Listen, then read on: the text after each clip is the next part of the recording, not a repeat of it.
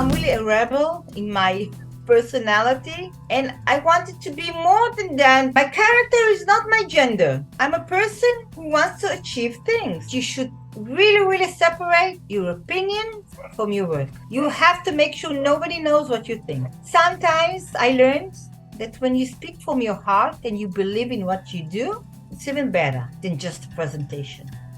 Don't patronize anybody who doesn't have the same culture or values as you do. So everything you do, if you want to be a leader, you have to be passionate about what you do. You have to believe it 100%, not even 99%. Take care of your soul, of your mental health, and your physical health. Life will always have a surprise. By the way, nothing works like you think, but still visual what you want to do. The first time I heard thing Gandhi said, if you want a change, be a change. So I decided I will be the change of what I want to do in the world. I am your host, Gaurav Garg, and it's a great pleasure that we introduce a remarkable individual, Alisa Eshet Moses. Alisha's multifaceted journey is a testament to her unwavering commitment to promoting peace, international cooperation, and cultural understanding. Currently serving as director of the Asian Arab Chamber of Commerce, Alisha plays a pivotal role in fostering economic and cultural ties between diverse nations across Asia and Arab world. Her leadership in this esteemed organization underscores her dedication to building bridges and enhancing global relations. Moreover, Alisha holds a distinguished title of Ambassador of Peace for World Peace Tracts, where she actively advocates for peaceful resolution to conflicts on global scale. Her dedication to his mission reflects her profound belief in the power of diplomacy and collaboration to create a more harmonious world. With a rich background as an overseas group guide, Alisha has cultivated a deep understanding of cultures in India, Morocco, Denmark, and Norway. Her linguistic versatility in Hebrew, English, Moroccan, French, and Danish allows her to connect with people from diverse backgrounds, facilitating meaningful cross-cultural interaction. Additionally, Alisha is the country coordinator for Federation of Indian Industry Israel chapter, where she continues to promote economic and business collaboration between India and Israel. Her diverse experience from managing the Maccabi Games in 2022 to serving as the CEO of Israel Badminton Association exemplify her dedication to sports and community engagement. As a volunteer, Alisa is a board member of Women Wage Peace, a dedicated civil rights and social action organization. Her commitment to peace activism is a testament for her unwavering dedication to making the world a better place. It's a pleasure to welcome Alisa Eshet Moses to our show, Amazing Mentor. Welcome, Alisa. Thank you so much. I'm honored to be here. Can you share some memorable moments from your childhood that influenced your career choice? So I grew up as a child in Israel. Parents who came from abroad. My father is a Jewish Indian. My mother is a Jewish Moroccan who came to live in Israel and established, I would say, a family, a very good family in Israel. But the means were very poor. So I understood that if I want to have what I want, I have to work very hard. I think the turning point was in my third grade when the teacher said, oh, your background is not so good. Let's see where you're going to go. I said, okay, that's my challenge. And I think from that day, I was pointing to, okay, I'm going to have all the goals I want. As an adult, the first time I heard thing Gandhi said, if you want a change, be a change. So I decided I will be the change of what I want to do in the world. So these two things is really the thing that is my mentor for life. And especially what Gandhi said, I need to do that. I don't have to wait for anybody else. I will be the tool, the vessel for doing that. So were there any early experiences or role model in your childhood that inspired your passion for promoting peace and international cooperation? Well, I think because I grew up in an environment of not all religious, but in Israel, you have so many people coming from different countries, different languages. So I think I understood that to connect everybody, you have to make a way for everybody to speak the same language, but the way they speak the language, not violence, we're talking. So I think from that space, because I saw so many different people as a child, I understood this is what I want to be. I didn't know yet that I want to do it internationally. This I had to grow up after I went to the army. I had so many more skills to do that. I think that is the thing that really was also something that inspired me, and I wanted to go to work with international thing. And I like English, so it was a way to speak to everybody. So can you share any childhood influences that shaped your multilingual ability to and cultural awareness? As a child, we only had one channel on television and we had maybe two newspapers. Like today, the kids see so many important people and influential and amazing people on television. I didn't have that. But I read a lot of books. So I think the books about the world, I read about India a lot and China a lot. This is where the countries I really love. And taking from each person something. I can't say there was one person who said, okay, I want to be like him. Israel was one of the countries who had the first women Prime Minister, Golda. So as a child, you don't just see the thing like adults. You take from this person, from that person, and you think, okay, this is the word I want. It's innocent because you don't know the facts yet. I don't think there is one person I wanted to be like him. In Israel at that time, being gender was important. Being a girl in a very Orthodox family, I had to think differently because there were only men around who shaped the world. So one person, no, but I can make a collage of many people, and this is what I wanted. So can you take us back to the very beginning of your career? What were your first roles and position, and how did they shape your career path? I think the army was the place that shaped me. I can tell you in Israel, the army, it doesn't matter gender, doesn't matter where you come from. You are equal, you can do everything you're able to want to do. They give you the tools. I was in IT in the army. I felt the first time in my life, I felt powerful and I can do anything I want and I can get anything I need. So I think the army was the first place which shaped me as a stronger person. And really, because I was in IT, it really gave me a better tools for life in everything. So what were your inspiration and goals when you first started working professionally, and how have they evolved over time? At first, my goals were really having a career, doing what I like. I was a professional badminton player at the time. Yeah, I was in the Israel team. So I was in the army and I was traveling around the world with the Israel team. I knew I wanted to be a career woman, traveling around the world because I really like the idea of different people. And then I understood that I am a woman. I have to do it a little differently than men. And I think this was the start, the point I understood I have to be better than men, by the way. So I think that was the start, and that really gave me the direction of not really what I want to do, but how I want to do it. So could you share a specific memorable experience from your early career that had a significant impact on your professional development? Yeah, working in Intel and in the army, I think that was the significant really point, because when you work in a place that you are a person of what you do, doesn't matter gender or anything, it makes you stronger, it gives you powers, and it makes you really resilient about what you want to do. So I think this is the working in places that didn't have the gender thing in it, that was the point. Intel and the army, both of them. So when you transition from your role as CEO of the Israel Badminton Association to other positions, what were the key challenges and opportunity you encountered in your initial days of those roles? First of all, again, being the only woman heading the board as a woman and as a young woman, that was a really challenge. Today it's better, but still think at that time, women were most of them maybe second or third in companies or in the kitchen, I don't know. And that was a real challenge, saying, okay, my gender doesn't mean anything. I have the knowledge. This was a really big challenge. And well, the work was really easy for me because I'm good in organizing everything and people. So that was good, really good. Another challenge was at the time I already had kids and I have to manage how to do the kids, the house, the husband, and work and do it the best I can do and the best I can in every level. So that was challenging, really challenging. So how did you go about building your network and establishing yourself in the field of international commerce and diplomacy during the early stages of your career?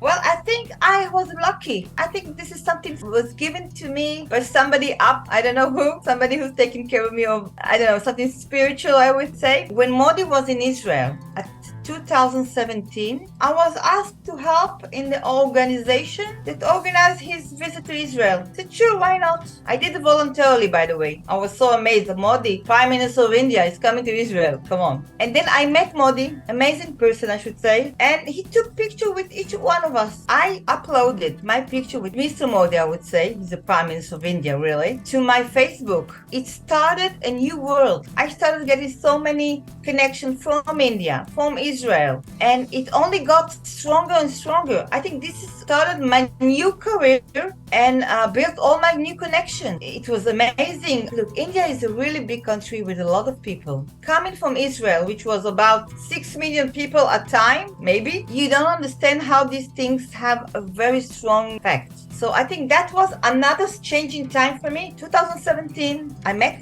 Mr. Modi. I traveled to Italy representing Women Wage Peace to a very big convention, and I met the Prime Minister of Italy, and both of them just, I don't know, made a big change for me. I started going international. I wasn't really working with international just with my badminton connection, of course. I did travel around the world, but that was another turning point for me, and amazing to meet the Prime Minister of India.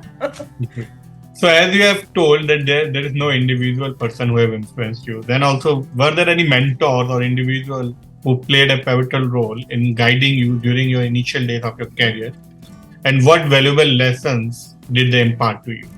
Oh wow, so many people. I think when I said there wasn't any one person, because I'm a kind of a rebel myself. So usually when people tell me something to do, my parents, anybody, I do what I want. So that's probably the reason I took from this person something and that person something. But I met some very kind Indian people. One of them is Mr. Asif Iqbal, who at the time was the chairperson of the Asian Arab Organization. And I think I learned so much from him. He really is, until today, a very powerful person, but he's so down to earth, because you meet people who has very important roles and they think the role makes the person. Mr. Asif Iqbal taught me that doesn't matter what you do, it matters what you are.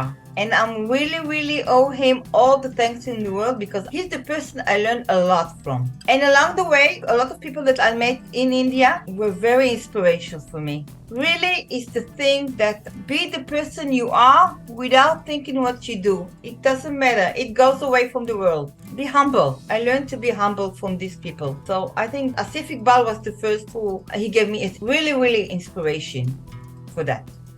So as a young professional, what strategy or approaches did you use to navigate the challenges and complexities of your roles, especially when dealing with international relations and diplomacy? First of all, smile always. People like people who smiles and good vibes. Wonderful thing. And listen. Always listen to what the other person says. You have to learn to listen. And this is things I'm learning, and I learned, and I think I will learn it until the end of my life. Okay? And learn from other people. Don't think you don't know anything. Learn from other people. Observe what you're doing. I think you can learn a lot from that. Take the thing you need. Education.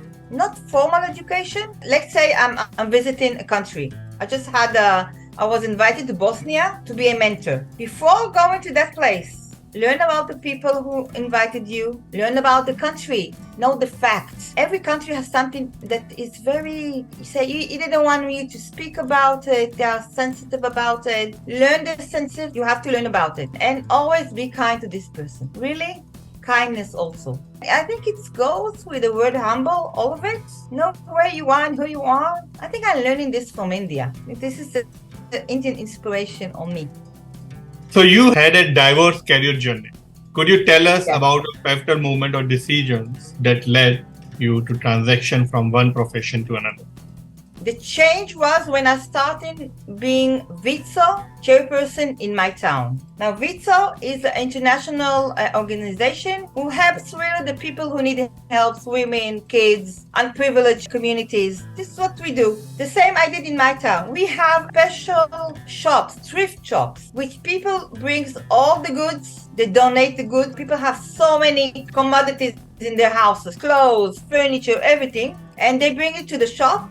And we sell it in discount.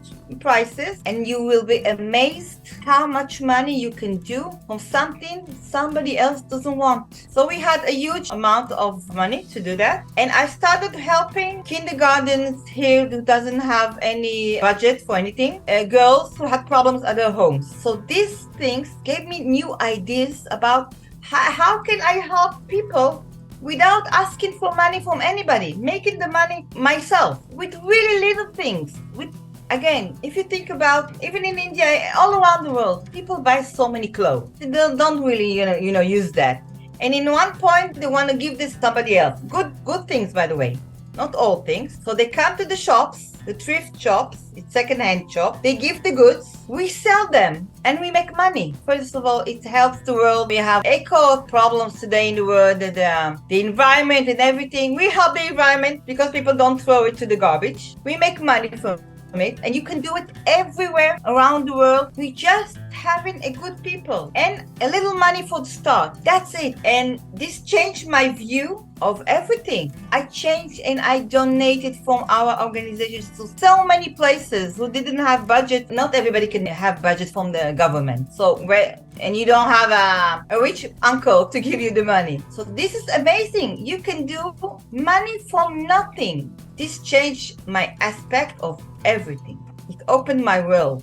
This is a thing I'm trying to do all around the world, and I'm hoping to do it in India, because in Israel, everybody who works in this is a volunteer. But I think in places that women doesn't have education and they need to have some salary, money, even a small amount, yes? If you take the idea of thrift shops and you transfer it to other countries, even in India, these women can have something to be proud of for themselves. So this is a project I'm trying to find sponsors and to come to India and do it myself. Hopefully it will work. How did your experiences as a CEO of Israel Badminton Association shape your subsequent roles in international relations and commerce? First thing is that my organization skills have become better, because running the badminton association was working with a lot of volunteers. Not everybody gets paid there. So you have to learn the method how to work with volunteers. So I think working in the organization and being the chairperson was the CEO. Was a really education for organizing a lot of things. And of course, you work with all the people around the world. I organize the international badminton tournament in Israel. So that's working with all the world. People from all around the world came to play in Israel. Also in India. Japan, you learn how to communicate with people around the world, and this is something gave me another skill, really, doing that. This really was a very important experience for me. And the best thing is because I love badminton, so it's something close to my heart. So this gave me organization skills working with out of Israel, with the international community. So what has been some of the most significant challenges you have faced in your career, and how did you overcome these challenges? Everything about me from little girl growing at a house that thought that because my gender, I need to be a home taker, really. I think this is something that really influenced me because, as I said, I'm really a rebel in my personality, and I wanted to be more than that, something that my character is not my gender. I'm a person who wants to achieve things with my knowledge, with my everything. So I think probably my gender is something who gave me the power to do everything. This in Israel and around the world always was something I had to fight. I said against. Come on, people, my gender is not an issue. And I think this gave me the power, the skills, the wanting to be better, the wanting to be the best even in what I do, knowing more than others. I think if you look on the women around the world who has very important jobs, they have to be better than the men around them, unfortunately, okay? So I think this is the thing who really made my character, my gender. Some women would think, oh, this is the thing who didn't let me go and do things. For me, it's the opposite. And I had to learn how to work with that and let people see that I'm a person of education, my knowledge is important. Okay, I'm a woman, so that's a benefit. I think my gender is something that made me who I am. So, could you describe your role as a director of Asian Arab Chamber of Commerce and how it contributes to building international relations? I did it from Israel usually. I didn't travel, and then we had COVID, which was impossible. I did the connection from Israel to companies who wanted to do things in India. I'm good in connecting people, give them an idea how to work. But as I said, I learned to listen. So you listen to this company who need these things that you want to flourish, and looking at the other side in India, see what they need from us and doing the connection.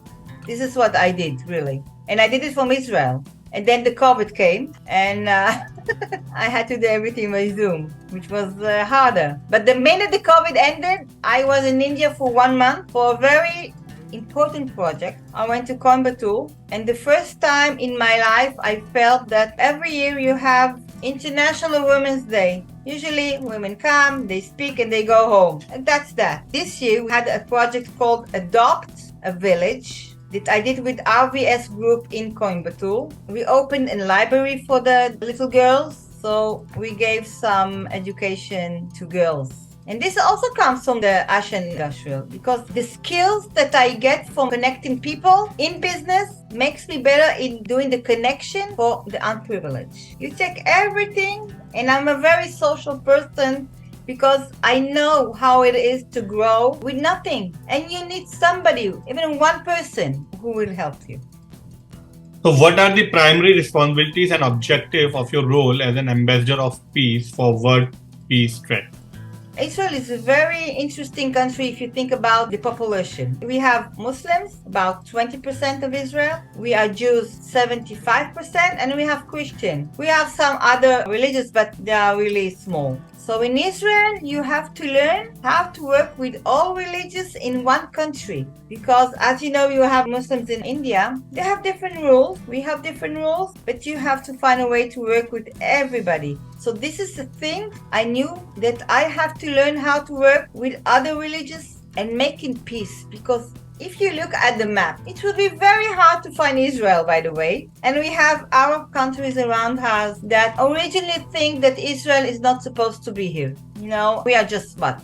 Today we are about 9 million people, maybe 10 million, which are probably like Bangalore. Bangalore has about 10 million, so think how small we are. And around us we have Jordan and Egypt and other countries that originally think that it should be a different country, it should be Palestine. But we are here to stay, and we need to find a way to live peacefully with the other countries. As I told you, I was in the army. It's mandatory in Israel at the age of 18 to go to the army. We don't get paid for that. We do it, men do 3 years, women do 2 years without getting paid, because we need to protect our country. So I thought, we can't live like that forever. I lost my father-in-law in a terror attack a few years ago. A lot of families lost kids and husbands and women to this war, and we deserve a better life. Everybody, the Arabs, we, the Palestinians. So I thought every person should have a decent life, and this is what made me think about, okay, I have to start thinking how to help find ways to make peace around us. And Israel is, as I said, it's a very important point of it, because we have different communities, and Jewish people, Christian and Muslims have to get along. And Israel is really like a little sample of the world. So that's what really made me start working on that. And I really believe that we and the Palestinians can have a good life. It's complicated. If you see Israel is a very small place, and you can't just divide us, okay? Think, okay. But we can find a solution. We have to find a solution, because every kid in Israel, in Arab countries, need to have a decent life, and a good one. So that's what made me go to thinking about how can I contribute to peace. And by the way, I do it every day.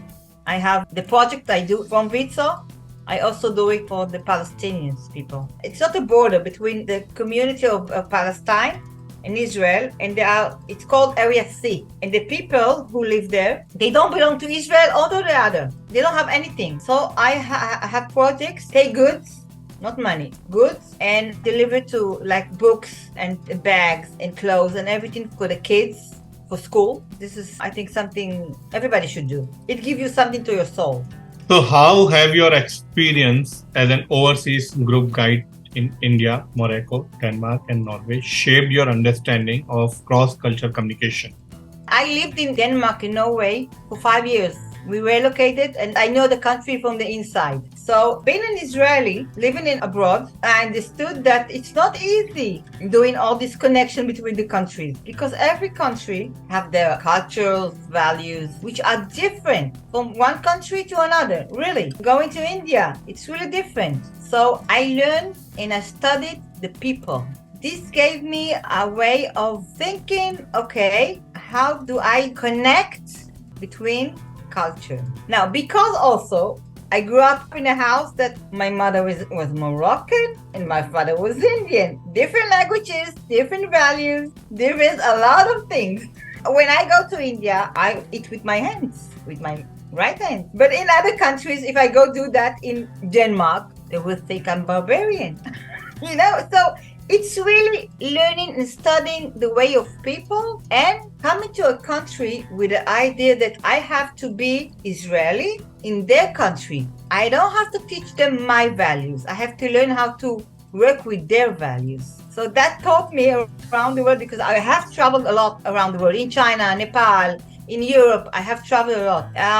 I learned a lot from studying the people and understanding that you have to respect their ways. I think this is, if you put a slogan, respect their ways, their values. Don't tell them I know better. Don't say, okay, in my country I'll do this and you have to do that. No, respect them. It's okay. It's their country. Respect. In your opinion, what are the key skills and qualities that are essential for success in the field of international commerce and diplomacy? First of all, languages. You have to learn languages to know. As a kid, we spoke English at home because my father didn't speak any other language, so we had to speak English. I learned Moroccan from my mother when I traveled to Denmark and Norway. I went to school to learn Danish. I can speak Danish. And I know French because I'm good in languages. You have to speak languages, mostly English, because most of the people do speak English, I should say. And understand also not just the words and what it means. Because every country, you have to be sensitive about the words, okay? And of course, like people. You have to like people. If you don't like people, don't do that.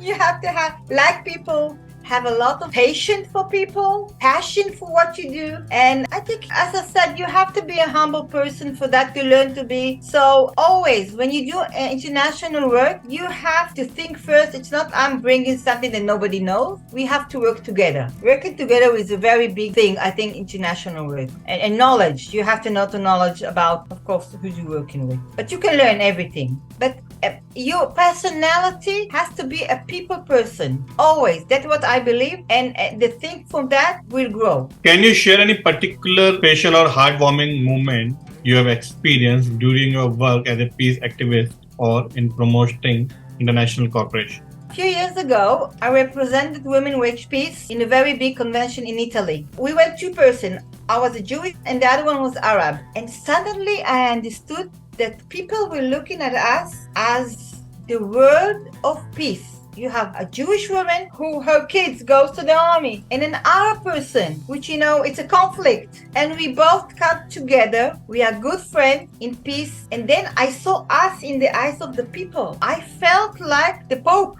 Amazing. It was enlightening for me. Seeing how the people are looking at us as a significant issue, the new world. That was I didn't think about it. I said, okay, I'm coming to speak about peace and what I believe in. But when I saw how they're seeing us together, wow, this was amazing for me to see how people really need peace. They will need the quiet to work and do other things without war. This was a very significant moment for me. We learn all the time new things. That was wow.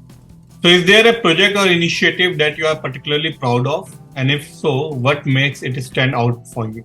That's a really new one. When I traveled last time to India, it was in Coimbatore, the project Adopt a Village. That was a point that gave me so much pleasure and happiness because I saw little girls that don't have the opportunity of education. And suddenly they have people coming and building a library and trying to teach them basic knowledge about something. And that was inspiring for me because As I said, usually I do a lot of mentoring and speeches in Women's Day International. And I speak about things and nice, and then not always something happens after that. Okay, I gave a speech. But this time I felt that I'm doing something important for women and for little girls. And this is something I have pictures with all the girls in the village, little girls. By the way, this was still COVID in India. I didn't care. I don't know. I didn't care really. And that was wow for me. It's a dream come true. It was a dream come true doing something really for girls during International Women's Day. I think that's what's wow. So, what has been the most rewarding aspect of working with countries as diverse as India, Morocco, Denmark, and Norway? Well, first of all, accomplishing my dreams. This is the big aspect of things. As a little girl, as the minute I understood I want to work with other countries and I love working with international, this is, making my dreams really come true. And I like the ideas of different languages, different people, different cultures. It's really interesting. And this is a big aspect. I mean, I don't know how many people want to do that. For me, it's, like I said, it's making my dreams come true. I'm good. Really, I think that's it's my passion. It's really my passion. So, how do you navigate cultural differences and build meaningful relationships when working with such a wide range of nations? Taking my skills, taking my experience from the countries I lived in, from the people I worked with, and from my background, taking all of this gives me skills to navigate better. Maybe it's probably because I love the idea of different people. It makes my work easier for me. But when I take people to one country, I make sure they understand do we go? What are the values of this country? So that helps them navigate also like I do, and coming to a country different one than mine and being sensitive to what they need. Okay, so that's how I do it. But it's probably my knowledge of more than 50 years I'm in this world. So probably this is what makes me navigate better than other people, and because it's my passion. So I think this is what navigates me. You need to learn how to do that. This is not something, you need to be a very nice person and everything, okay. But you have to learn the language of international. This is what I do. You have to learn that, to respect people and to learn how to work with them. You know, when you work with Japanese people, I've just been to Japan for 3 months. You have to learn how to work with them because they don't tell you no, never. So you have to understand, okay, if I'm asking something, how would I know if it is acceptable for them? You learn, it's not you learn Japanese, but you learn the way of their behavior, and that's how you navigate what you want, because otherwise, listen, it's really hard. It's a new language, international language. So, what motivated you to become a board member of Women Wage Peace? And can you tell us more about the cause and your role with the organization? First of all, believing that every person on earth needs to have a decent way of living. Doesn't matter what country you live in and what religion is yours. And since Israel has a conflict with the Arab countries around us, we do have peace with a lot of them today. But living in Israel, you understand more how difficult it is to live in a Jewish country among Arab countries. Some of them think that we are not entitled to our place to exist. So this is something that you grow up in Israel with. You go to the army. Going to the army is not a good thing. But if it's mandatory, you understand that it's for the country, and you understand why are you doing that. And you think, okay, I want my kids not to have this problem.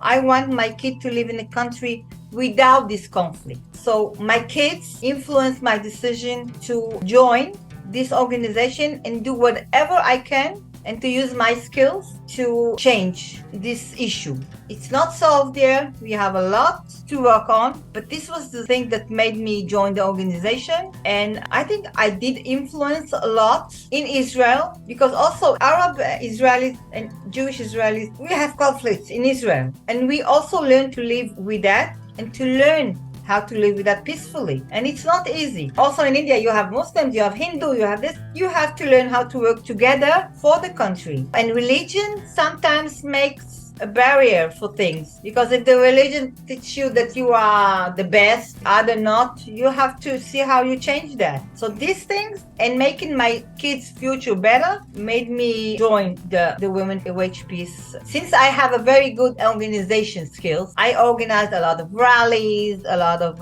conventions, meetings. As I said, I was sent to Italy to represent the Women Wage Peace. That's the thing that really made me join that. So you have worked in both the public and the private sector. What do you find to be the most significant differences in terms of your impact and approach in each sector? Well, the difference is, first of all, in the private sector, I do things to earn money. Okay, this is my work. Unfortunately, I have to ask people to pay what I'm giving them. Okay, I try to not be so expensive for people, but still, this is my earning. I need to be able to earn my own salary, not to be dependent on my husband or anybody else, of course. In public, it's some of them is also for earning money, but most of it is voluntarily. It's given to people what I can do, the use of my skills, not always for money. Now, also, I'm a little different person in the public because I'm giving a service helping all kind of people, all kind of population. I think it's different because you have to work with more people. Like in my clinic, I have people one-on-one or two-on-two because it's also couples. And it's really on different issues also. It's private issues. In the public, it's skills of business. It's really business. But still, it's not differently. I'm the same person, okay? But on the public issue, I have to be more assertive. I have to be more correct on what I need and sometimes be a little less nicer, I think. Because you need to make things happen. And you need to make people work. So in your role as a country coordinator for Federation of Indian Industry Israel chapter, what are some of the specific challenges you have encountered in fostering economic ties between India and Israel? Well, it's a different culture, I should say, because sometimes also in India, I understood that people will say yes, even if they don't agree with me, which is the problem. I'm as Israeli, I think I'm a direct person in some way, because if I don't like something, I will do it nice, in a nice way. But I will say, okay, I don't like this idea. Let's try another idea. Working with India was, I understood that some things they don't agree. They don't know how to do it, but they won't tell me. And I had to learn that because I think it's okay if you don't know something. We can learn together. We can do other things. But doing, saying yes, that was thing I really had to learn. Even traveling in India, the first time I traveled in India, I would ask, do you know how to get to this place? And the person would say, yes, of course. Now he didn't know. And he tried, say it's okay to say, no, I don't know. And this was something, as you said, cultural. I had to learn how to work. And I should tell you at the start, it was really, really hard for me because you have a project, you have deadlines, you have to make it work. So if you don't know the answer from the other side, or if you can do it, how can I work with that? So I think that people who work with me learn that it's okay to tell Alisa no. She doesn't get upset about it. And she always smiles. It's okay, we work. We think how we do it when it's good for both of us. You don't have to make me happy. So this is the cultural thing I had to learn to work with India. And it took me a while, by the way. So in your experience, how do government and private sector collaborations differ in terms of advancing international relations and commerce? And what unique perspective you have gained from working in both sectors? I make an effort not to work with government things because in Israel anyway, every 2 years we have election, which is a problem. So sometimes your opinions in politics affects everything. So I do try not to do things with governments. I do it in the private sector, really. I don't care what people think. Even if they work with me, I don't care who they vote for, and it's work. So I have a very little experience with working with government in today. But when I was the CEO of the badminton association, I had to work with the government and getting budget for everything because we need money. So this made me understand really good that you should really, really separate your opinion from your work. You have to make sure nobody knows what you think. And this gave me, I think this was very important lesson in my life. So I don't care really what the person thinks. I think everybody is entitled to his opinion, only if we do it by talking. We have to debating until I don't know what, but debate. That's the way to solve it. So, can you share any instance when cultural nuisance posed a challenge in your work, and how did you navigate it to achieve your objectives? I was told in Israel that we're gonna have this and this project doing that. And then when I arrived in India, it was a little different. So good thing I'm a very patient person. I had to learn all the things again. I understood I have to lecture to students, about 200 students. I didn't know. So I had to navigate again what they told me in Israel and do it again and build a new program at real time in India. So this was a cultural thing, differences, because I prepared everything. I prepared presentation and everything in Israel, which when I arrived, I didn't need them. I had to do everything all over again. So this is a very good navigation for me. New navigation just a year ago. This is the cultural issue, and doing this without giving the other people understanding that it's not what I understood and not being upset about it, because I worked so much about the presentation. I did nights working on doing it because this is what I usually do in Israel. So this gave me a new perspective of things. But it went very good because sometimes I learned that when you speak from your heart and you believe in what you do, it's even better than just a presentation. So, how did your role as a chairwoman of Vizo in your town, a global Jewish establishment focused on helping the underprivileged, shape your passion for supporting women and children in need? And how did this influence your work in India? First of all, it gave me new tools. When I found out that I can make money from nothing, because getting sponsors, getting budgets, it's a hard work everywhere, especially in Israel. You have a lot of population who needs help and the budget is really small. So first of all, learning that I can do it without asking for help and just using my skills, that was a wow thing for me. I'll give you an example. We have kindergarten in my town who the kids' parents they work, but they don't have money for learning English, for learning instruments of music. So we adopted this kindergarten, but the budget we have, we got all the instruments for learning English through music. This is a new project that we had. For kid, if he starts singing English, he learns the language without knowing he's learning the language. So suddenly I could do that without asking for budget for anybody else. And this way I understood that probably for start you need some amount of money, basic one, but you can easily in India help women, like I said, and educational women who doesn't work because they don't have profession. I think you can easily help them, just giving them a sense of feeling good about themselves and feeling they're doing something for themselves. They can earn their own money. Even it's not money for buying a house, it's for buying groceries, something. It's better than not earning nothing. And you can do it with small things. That's why I want to work on how I do it in India. When I learned about castes in India, I understand you have different castes, but you have the unprivileged, you have the untouchables, you have all kind of these things. But you have women who doesn't have education and they don't have any opportunities. Now, if these girls learn how to read a little grammar, how to calculate things, this is really basic. They can do something with themselves. Maybe some of them will want to learn languages, because you have to open these little cells in your mind that are connected to education. Because little girls all around the world, not just in India, in some places are taught that, okay, you are only good for being a wife and being a mother. And okay, you don't have to have education. This is not important for this. Otherwise, I think it is. And if I can give just a start for every girl, this will be a good foundation for maybe if she wants to go further. So I took this skills from Vizo in Israel, seeing how easy it is to do it if you're dedicated to it, and if you think about finding the right people to work with you. They don't need to give you money, a lot of money. You only need the basic. I can do the rest, really. I'm a very good worker and a very hard worker. but people with good means and good heart, and you can also do it in India. And I think happy people make a good country, good society. So this is all these skills I take from Vitso. Seeing how easy it was for me to do it, just with my skills. I was very amazed, by the way, how easy it was for me. You know how many things people throw every year, and you have all this in a dumpster.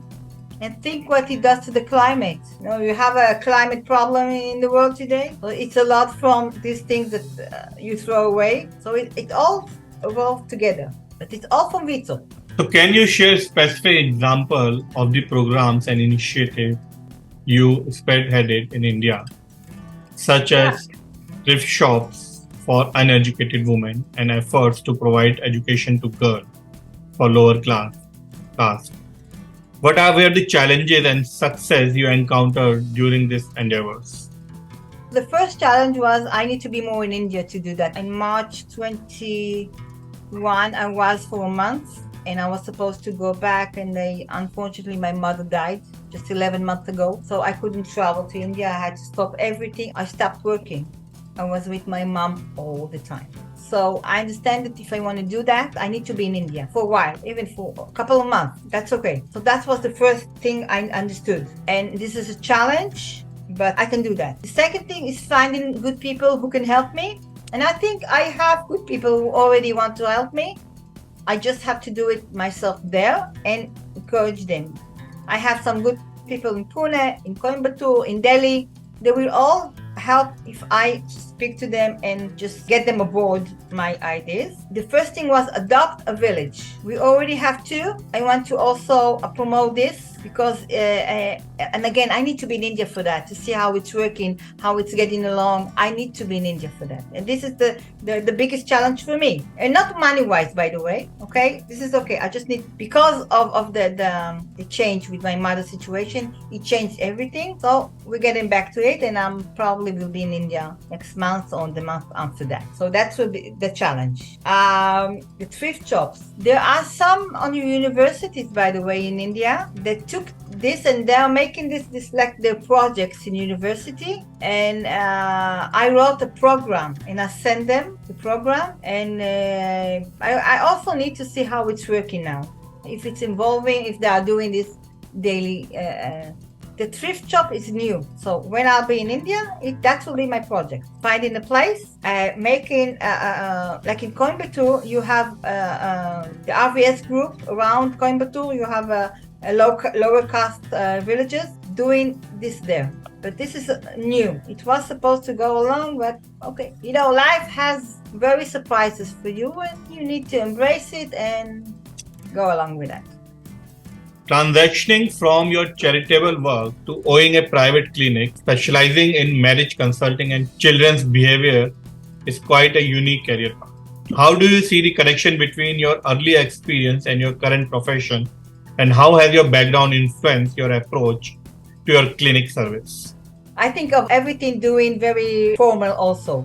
Not just knowing about things, but learning how to do that, going to school. And the amazing things that it came from charitable. I did that in Vitso also. People would ask for my advice. I am married for about 35 years, a long time. So I have some knowledge. And during my marriage even, and working with kids in the family in mind, and helping the kids in Vitso, I did that just as a voluntary job. And then people told me, why aren't you doing this professionally? We need your help, but we don't want to do it voluntarily. So I said, okay, I already went to school for that. Why don't I do that? Because, you know, as I said, I do charity and everything, but I also need to earn my own money. This is part of me as a woman. I need to be able to support myself. I have a wonderful husband, but I have to be dependable on myself. So this really comes from this work. And I have a place in my house that I can do that. And I thought, okay, really, why not doing professionally? As I said, always, I have 3 couples a week and kids, and the other kids I do voluntarily. It has to go together. Always do something for people who can afford that. So you see the change, the doing this and that, it's one thing for me. But as I said, always be able to earn your own money. This is, like I said, dignity of a person. I can be my own person because I earn my own money. So it's the same, just different way of doing that. So, in your current role, what are the common issues or challenges that you encountered when providing marriage consulting and addressing children behavior? And what strategies or insights from your previous role have been valuable in addressing these issues? One of the problems with people who are married so many years and the kids are grown up is starting a new life. This is understood from my life. Usually when you have kids, all the think are about the kids, what they're gonna eat, school, everything. And then they grow up and they leave the house. In Israel, like I have two kids, they don't live at home. They are 28, my daughter is married, my son is 24. They don't live at home. So now it's me and my husband. We need to learn a new method of living. It's a new marriage. And unfortunately, a lot of the divorces in Israel are around this time because suddenly you find, oh, you have a spouse that you don't really know. So this is, from my experience, affected that, learning how to do that. I need to work with people who doesn't know how to learn to know their spouse. So this has affected that, my own experience. Kids today have so many problems because of the media. Unfortunately, when parents work a lot, the kids learn everything not from the parents, from television, from the games they play. And coming from a big family, I have two brothers and one sister with kids, with small kids. I understood that this issue has to be addressed very fast because kids are learning new values that are not so good. So this is the experience I learned from, look, I think a person, doesn't matter what age he is, learn to be current, to know what's going around him. That's what I'm doing. The kids today are not growing like my kids did. You have to learn and you have to address these issues. Working with people, different cultures, knowing that the world is changing all the time, gave me the skills to address a new problem that marriage couples have today and kids have today. And you can see so many kids who really don't have anybody to speak to. And think about the emojis today. When you your message today, you don't speak to a person. By the way, sometimes I think it's so easy for me, like if I want to say no to somebody, I don't have to say, I just have to put an emoji. It's so easy. But if I want to work with people, I work with people. I don't work with computers. So I understood, if it's so easy for me to send an emoji instead of saying no, these kids are not learning the language at all. What? You can't go to a place internationally in India, speak to people and say, okay, I'll send him an emoji. No, you have to talk to him, to address him. This is a person in front of you. And from my experience, I saw that kids today have a problem to talk to each other. And they learn so many things from television. They think it's the reality.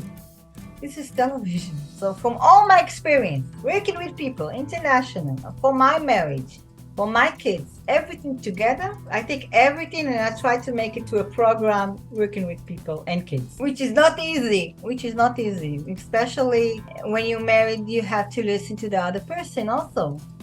And when we are kids, you think, oh, these old people, they don't know anything about the new world. It's a challenge, but challenge accepted.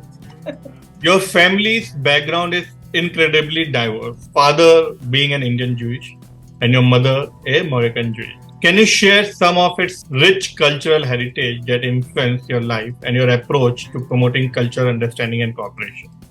This is a really two different worlds exactly. If you see my father, he's very shanty, very quiet. He does things easily. And if you met my mother, the energy I have, it's my mom. Everything is happy, everything is energized, not quiet. And sometimes, in Israel, the house, if you can see which culture is that. If it's very quiet, comes from, and we had to deal with both cultures. So my family name is Moses. By the way, before it was Moses, my grandfather changed it. It was Nagaukel, which is an Indian one. So the children had to work with both families and make something Moses things, we say it. We made together. It's noisy, but it's very manner. We have a lot of manners of English people. And you took both of them. And my grandmother was a wonderful Indian woman, wonderful. She was a teacher and very educated person, but very quiet. And my grandfather, the Moroccan one, you can feel the energy. And when we met all together, You had to make sure everybody feels comfortable. That was amazing. I think that what, by the way, gave me the skills to work with more people. Otherwise, you would think everybody's like this or everybody's like that. So that made a challenge. But I think it's for the good because as a kid, I spoke English to my grandmother. I heard a lot of Hindi songs at the house. I learned Moroccan from my mom. I learned French from my all kind of relative who came. I think it made me a better person, an open person to all cultures. Both Jewish, yes, but Indian Jewish and Moroccan Jewish has different cultures, different behaviors, different rules even. The Indian are more easy. The Moroccan are more harsh. I think I learned a lot as a kid saying, okay, I have to get along with everybody. There's no good, bad. They're all my relatives. So, growing up with such diverse cultural influences, how did your parents' background shape your perspective on identity, multiculturalism, and the importance of building bridges between different communities, including your work in India? Growing up in a house like that, you have to making bridges between both cultures and not just my parents, between the families, because getting everybody together is a project. And I should add also, I'm married to a person who is from Europe. His family is German and Polish. So you have also to make this adjustment. And as a kid, to make bridges between all cultures and to make everybody get along, automatically you get skills. Automatically you know you need to learn the languages. If my grandmother, she didn't speak Hebrew, I had to speak English. Speak to her. If my grandfather didn't speak Hebrew, I had to speak Moroccan to speak to him. Amazingly, as a kid, it's automatically. You don't think about, how can I do that? Okay, this is a task I have to do. I'm doing it because I have to communicate with everybody. So I think the international communication comes from my house. First, languages, building bridges, and you do it without you knowing you're doing that. So this is who I am really. We are all the result of our brain, how they brought us up. Really, this is the result of this, and you learn more during your years, and it's not easy, but if you're doing it because you're used to it, you don't feel something strange. You feel it's something good you're doing. So, with your unique family background, have you encountered any particular memorable or heartwarming moment that exemplify the beauty of cultural diversity and connection between different parts of the world, such as India and Morocco? Yes, because we established at my house a new culture. We call it the Moses culture. We took things from the Indian part and from the Moroccan part. And in Judaism, every Friday evening, we get together for a meal. It's a special meal for Shabbat, the day of rest. So we decided that, in Moroccan side, the men are the one who prays. The men are the one who do the things, not the women. In the Indian side, doesn't matter who does that. So we decided in our house that there's no difference between men and women, and this will be our tradition, our new culture, not women and men. Equality. And I think the equality comes from taking the Indian thing, the Moroccan thing, and doing something together. That's the thing I think really, if you see in my family, we have equality between men and women today. Doesn't matter anything else, which I think is I didn't think about it until now, but this is something everybody should have. For those looking to follow a similar career path in international commerce and diplomacy, what advice would you like to give them to excel in this field? I would advise to a person who wants to work with the international community, first of all, do like a field trip. Learn, study how the behavior of people around the world, around you. Understand it's a different culture. It's not wrong and right. Different culture, which is good. Don't patronize anybody who doesn't have the same culture or values as you do. It's maybe different, you may want to change it, but first respect that. Because if people will feel that you are patronizing them, they won't work with you.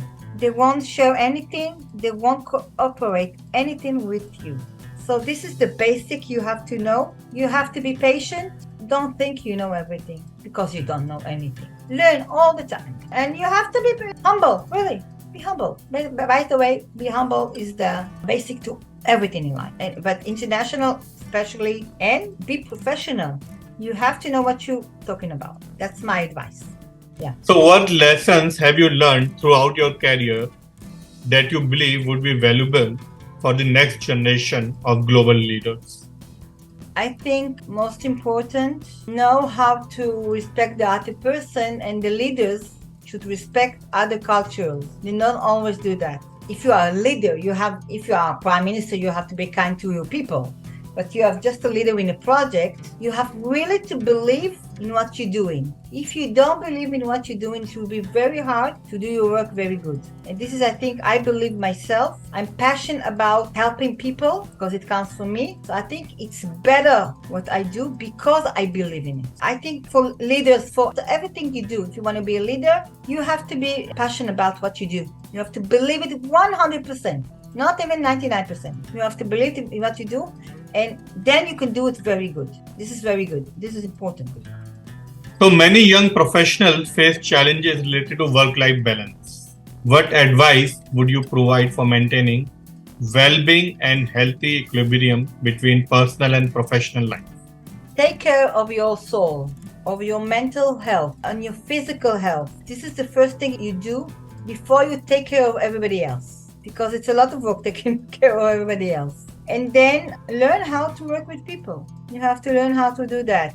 And if you want a balanced life, make a plan. How do you do things? Don't just give things to happen. Not everything will work as you plan, but you still have to have a structure of what you want to do, how do you want to do it, and try to work on this plan. Because if you visual your plan in advance, you know that if you have kids, you have to take care of this. If you have a spouse, this is also part of the plan. But you have to see the whole plan in advance and then approach the work. It's not, again, nothing always works like you plan, but you still have to visual what you want. Otherwise, things happen and you don't know what to do with the other things that you have in life. And don't forget yourself. You have to to remember.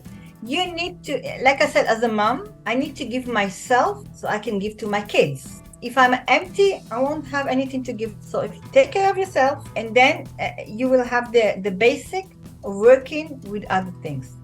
But visual what you want to do. And life will always have a surprise. By the way, nothing works like you think, but still visual what you want to do.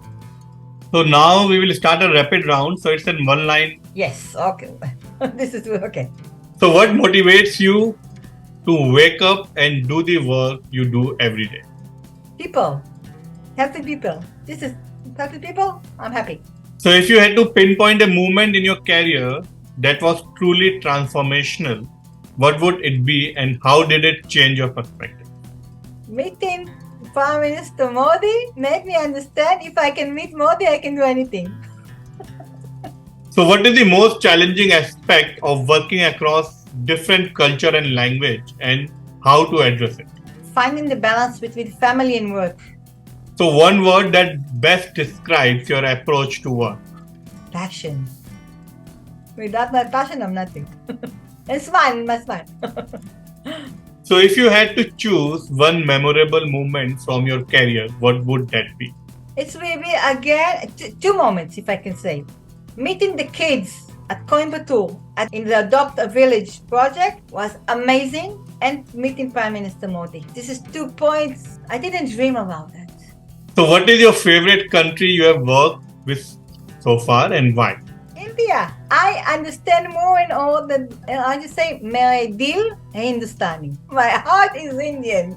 Really. This is I understand more and more as I go on my life. The most inspiring book you have read? It was The Silk Way many years ago, about one person traveling to India and China. This has inspired me a lot. I think this has also inspired me of traveling. So I did travel a lot beside work. So your go-to relaxation activity? I go into the beach. I grew up near the water, so this makes me so relaxed. Just put me near the water. I'm happy and relaxed. The morning person or night owl? Oh, I'm very night owl. I don't sleep much. So one word to describe your leadership style? I'm a person who make people follow. I think this is maybe. So top personal motto or mantra? If you want to make a change, be the change. This is all over my house. You can see this. Preferred mode of communication, email or phone call? Phone, of course. I need to hear the voice. Email, all this writing thing. No, not for me, but I'm doing that. Favorite cuisine?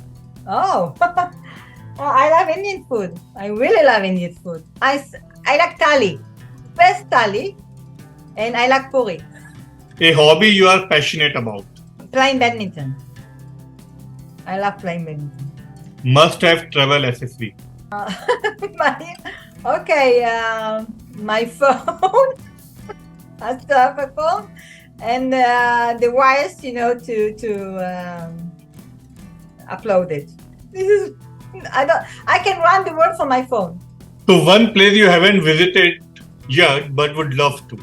I haven't seen the special light in north of Europe. I did live near, but I didn't see it. This is the place I want to see. Favorite language to speak? Well, if I knew more Hindi, maybe, but probably Hebrew and English. So at last, one line that defines you. Person who love life and know how to make the best of it. People will say about me, don't ever stop smiling. So that's all the time we have for today. As we conclude this insight session with Alisa Eshet Moses, we are reminded of the power of diplomacy, cultural exchange, multilingual communication in fostering understanding and unity among nations. Alicia's dedication to her role in the Asian Arab Chamber of Commerce, her ambassadorship for world peace, and her exceptional guidance in various overseas destinations is an inspiration to all of us. Let us take this lesson of today's conversation to heart and let them guide us as we continue our journey towards more peaceful and interconnected world. Thank you for joining us, and please stay tuned for more thoughtful, provoking discussion on global matters. Thank you for your time. Thank you and namaste. Namaste.